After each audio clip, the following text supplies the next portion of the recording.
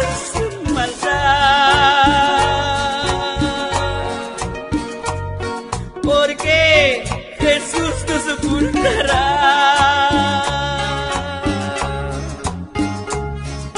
hasta en el fondo del mar.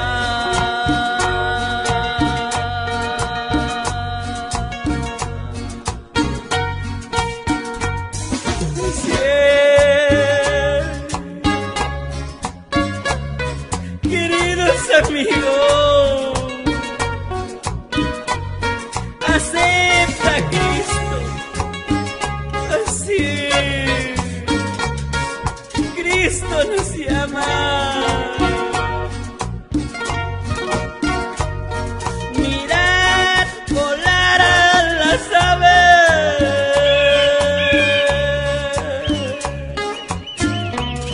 que vuela libre del cielo azul. Así tú puedes volar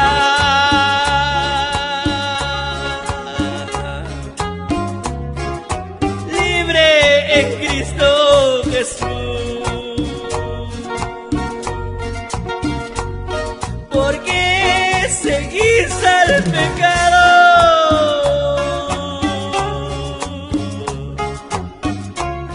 si sabes bien que atado será.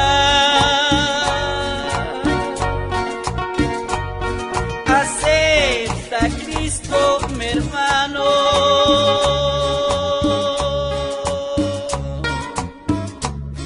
y libre por mí será. Mirad volar a las aves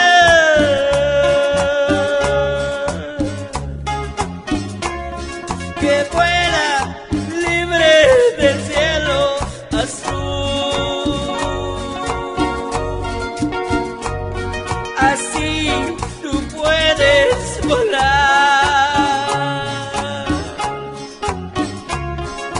libre en Cristo Jesús.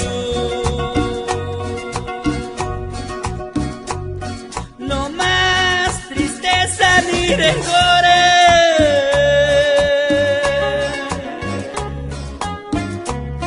no más pecado, no más maldad, porque Jesús nos ocultará hasta en el fondo del mar.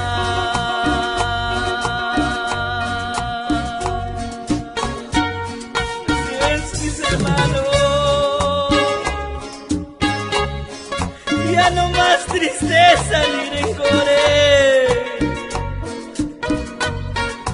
ya no más pecado, ya no más maldad,